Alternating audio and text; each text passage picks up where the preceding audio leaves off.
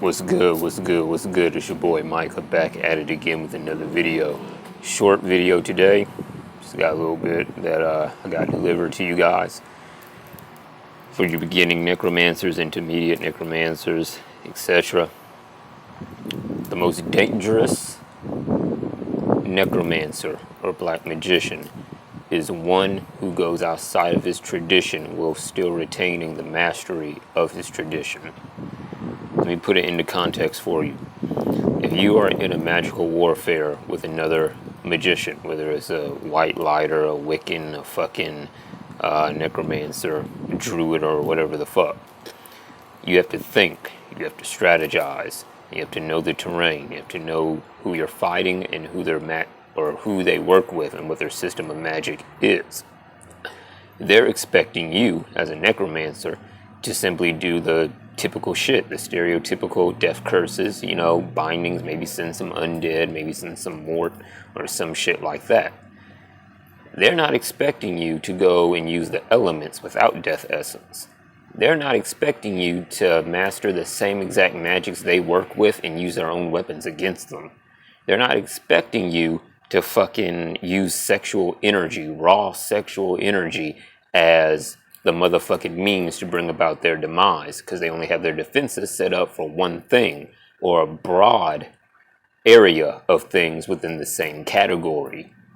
Now, you can take the very same skills, the very same prowess and energy manipulation and magic and curses, etc., and you can tweak that through inspiration, intellect, reverse engineering things when you have a true understanding of it, and you can turn the weapons of your enemy against them so they fall upon their own sword. So they set themselves up for downfall, metaphorically putting the noose around their own neck and tightening it, so to speak. So what I want to say to you guys is think.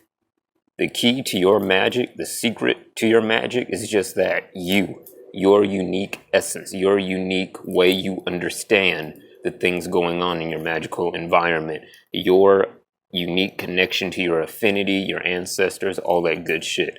That is the secret code. That is the lock and the key to you manifesting your desires, to you destroying your enemies, all that good shit. So keep that in mind. Strategize. Don't just stick with one system of necromancy once you outgrow it and understand it. Because it does happen. You can outgrow a certain system. That's normally when things, quote unquote, stop working for you. All that means is you have more room to grow. It's like taking off the training wheels and now you're riding solo on your own. You know what I'm saying? So, yeah, just think, strategize. And also, there are certain situations in magical warfare, especially for you beginners, where you bound whatever practitioner you're fighting against, cut them off from their magic. You know for a fact, and even have it confirmed by others, that they're powerless, yet and still somehow they're still attacking you, right?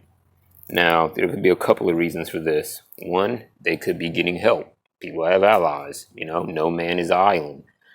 They could have a very fucking strong will. At that point, it's just mental energy and thought forms. You feel me? That kind of thing. Somewhat like psionics, just without like the supernatural element and connection to go with it. Other times, like we see in most anime, such as Dragon Ball Z, Naruto, etc., you have the antagonist, the villain, who's trained and has mastery and skill for like over 1,000 some odd years. And then some motherfucker who believes in the power of friendship manages to pull off some fucking plot armor type shit that don't make no sense and then beat the villain. It's the same thing in your magical warfare. Some people simply have magical plot armor, so to speak, in their reality and in their story due to how strong their belief is. But all belief systems have holes in them, kinks in the armor that can be exploited. This is where your talismans, chains, etc. come in.